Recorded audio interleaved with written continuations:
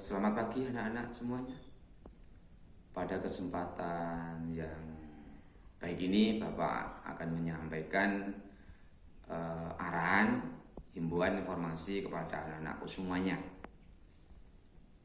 Sebelum masuk ke arahan yang secara panjang lebar, maka marilah kita mohon pada Allah Subhanahu wa Ta'ala, semoga kita semua diberikan kekuatan baik lahir maupun batin untuk menatap masa depan kita. Anak-anakku semuanya, berkaitan dengan kondisi pandemi COVID-19 yang sekarang sedang marak di negara kita, maka perlu saya sampaikan kepada anak-anakku semuanya. Pertama kali, kita harus mengikuti apa yang menjadi kebijakan, arahan dari pemerintah, baik melalui lembaga-lembaga pemerintah maupun lembaga-lembaga yang lain, baik melalui media elektronik maupun cetak. Salah satu contoh umpamanya untuk mengikuti arahan pemerintah, mulai dari cuci tangan, mulai dari menggunakan masker, tidak berkerumun, dan lain sebagainya, termasuk juga arahan-arahan dari lembaga-lembaga keagamaan.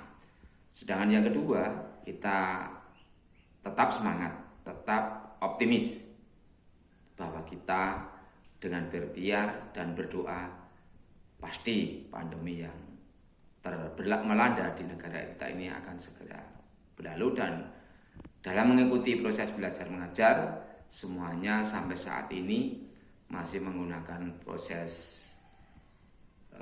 online, sehingga anak-anak tidak perlu datang di sekolah, tetapi cukup di rumah dengan mengikuti program-program yang sudah disiapkan oleh sekolah. Berikutnya, tetap belajar di rumah, hindari kerumunan, dan yang berikutnya adalah tidak boleh ketinggalan untuk berdoa pada Allah Subhanahu wa Ta'ala agar negara kita ini terhindar, terlepas dari pandemi COVID-19 dan yang lain-lainnya yang bersifat negatif. Oleh karena itu, anak-anakku, sekali lagi, mari semangat untuk menyongsong masa depan kita semua. Demikian arahan dari Bapak. Sekali lagi, kita doa bersama, semoga kondisi kita membaik dan lebih baik lagi seperti sedia kala. Demikian, terima kasih kepada siswa semua. Kami kembalikan kepada kegiatan berikutnya. Selamat pagi anak-anak. Pada pagi hari ini kita bertemu lagi dalam acara KBM secara online, yaitu pelajaran simulasi komunikasi digital. Pada pagi hari ini kita akan membahas materi tentang produksi video. Tapi sebelumnya saya mengucapkan dan mengharapkan pada anak-anak, yang pertama adalah jaga kondisi, yang kedua tetap semangat, yang ketiga tetap di rumah. Pada pagi hari ini saya akan menerangkan tentang materi hari ini adalah produksi video menggunakan Filmora. Ada 3 hal pokok dalam memproduksi video. Yang pertama adalah sebelum memproduksi video, itu antara lain A. Menyiapkan video pendek, yaitu nanti anak-anak menyiapkan video-video yang telah Anda ambil atau Anda buat. Yang kemudian adalah B. Lagu-lagu untuk mengiringi video tersebut agar kelihatan lebih hidup. Yang ketiga atau yang C, yaitu teks-teks yang akan ditampilkan. Hal pokok yang kedua adalah produksi video. Produksi video ada 2 hal yang penting. Yang pertama atau A, meletakkan pada storyboard dan memberikan efek-efek pada film. Yang B adalah meletakkan teks-teks untuk memperjelas maksud dari film tersebut atau video tersebut. 3 hal pokok dalam produksi yang ketiga, yaitu setelah produksi video. Yang A adalah kita melakukan mengedit, baik itu filmnya sudah sesuai apa belum, lagu-lagu yang kita masukkan apakah sudah sesuai apa belum, dan selanjutnya mengedit teks agar sesuai dengan maksud yang terkandung dalam film tersebut. Yang B adalah menyimpan film dalam bentuk MP4 atau MP4. Demikian pelajaran memproduksi video, dan nanti anak-anak akan saya berikan tugas anak-anak. Satu adalah buatlah film tentang persahabatan, dicari dari potongan-potongan film, kemudian Anda beri efek lagu dan teks-teks untuk memperjelas maksud dari film itu. Dan nanti setelah selesai Anda kirim di WA Bapak Bambang dengan nomor 08582, saya ulang, 085867357035. Nah, sekarang akan saya praktekkan bagaimana cara membuat film dengan Filmora.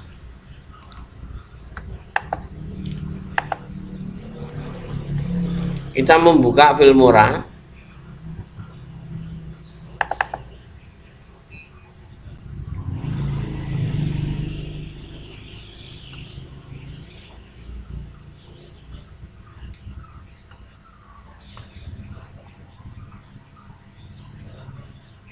Kita tunggu tampilan Filmora dulu.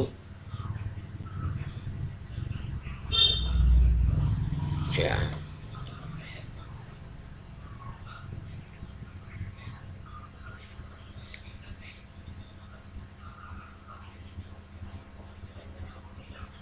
Ya, kita memilih full feature mode.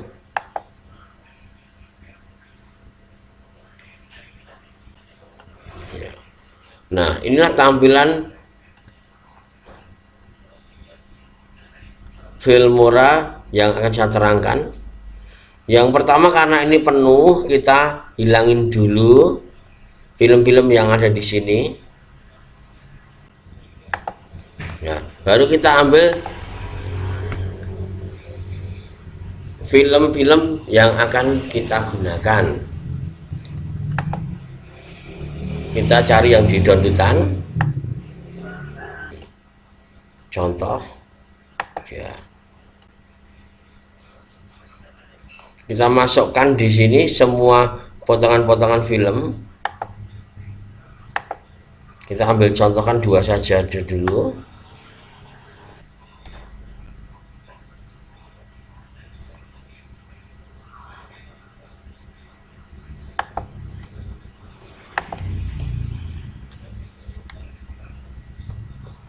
Oke, kita mulai bagaimana cara memasukkan pada storyboard. Nah, storyboard itu ada di sini storyboard. Nah, ini storyboard. Tinggal kita klik and drag. Klik and drag. Nah.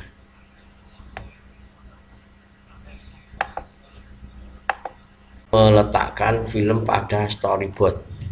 Kemudian lagu yang akan kita masukkan biar sebuah film ini bisa lebih bagus atau lebih hidup.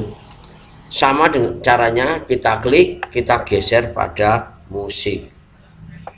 Ya. atau ini juga bisa dibuang. Ya, itu caranya memotong sebuah lagu. Sama berikutnya ini kita setel.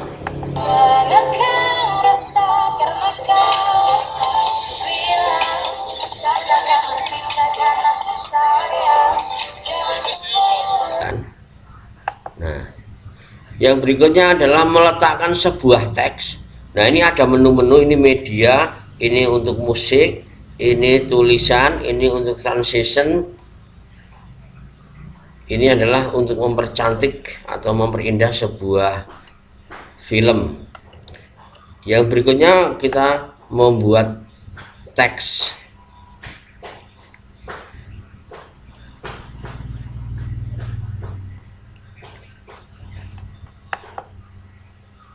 Kita ambil sebuah teks, kita klik, kita letakkan di depan sendiri.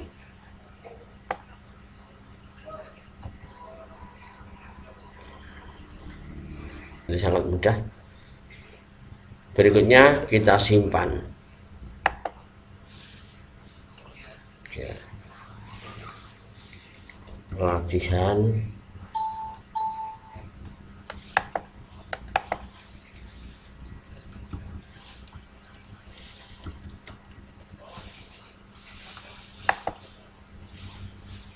Ya, demikian cara membuat film secara sederhana.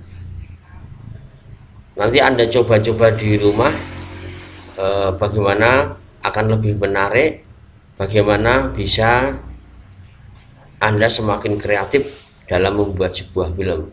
Ini saya berikan contoh secara singkat. Materi pada pagi ini sudah cukup, sudah selesai.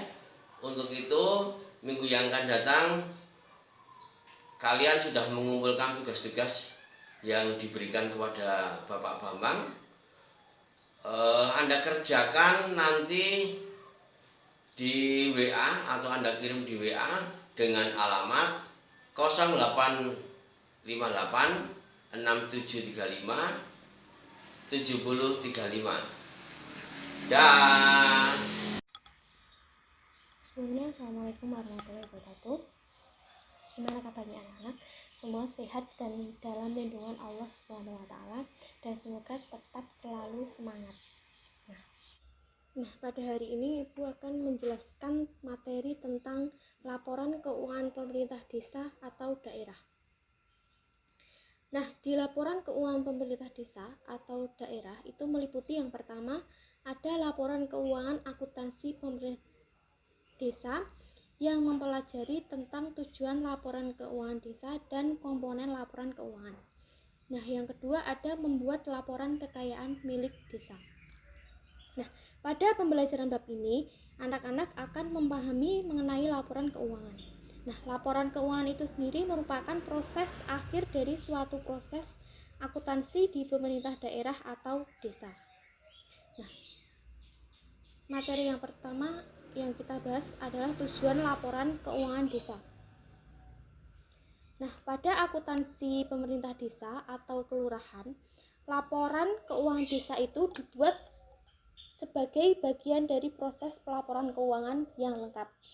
Dan pada laporan keuangan desa itu bertujuan untuk mempertanggungjawabkan penggunaan anggaran desa. Nah, selanjutnya ada komponen laporan keuangan, itu ada dua. Yang pertama ada laporan keuangan pemerintah desa. Laporan keuangan pemerintah desa itu meliputi laporan realisasi anggaran atau LRA. Yang kedua ada laporan perubahan sal atau saldo anggaran lebih. Yang ketiga ada laporan arus kas. Yang selanjutnya ada neraca, dan yang terakhir ada laporan perubahan modal. Nah, komponen laporan keuangan yang kedua itu ada laporan keuangan pemerintah desa. Laporan keuangan pemerintah desa itu ada dua. Yang pertama ada laporan pertanggungjawaban realisasi APB desa, dan yang kedua ada laporan kekayaan milik desa. Yang selanjutnya ada membuat laporan kekayaan milik desa. Nah, di laporan kekayaan milik desa itu menyusun laporan kekayaan milik desa atau KMD itu merupakan salah satu lampiran dari laporan keterangan pertanggungjawaban. Nah, pelaksanaan APB desa adalah laporan kekayaan milik desa. Dan gambaran dengan adanya laporan KMD atau kekayaan milik desa, yakni adanya akumulasi kekayaan milik desa per tanggal tertentu. Nah, di laporan kekayaan milik desa atau KMD itu menyajikan kekayaan milik desa yang pada dasarnya merupakan selisih antara aset yang dimiliki desa dan jumlah liabilitas desa sampai dengan tanggal 31 Desember pada tahun tersebut. Nah, setelah anak-anak tadi memahami materi yang Ibu sampaikan, yang terakhir ada soal 3 dikerjakan, nanti jawabannya dikirim ke WA Ibu di nomor tersebut. Sekian penjelasan materi dari Ibu, semoga bermanfaat untuk anak-anak semua. Jangan lupa selalu tetap di rumah dan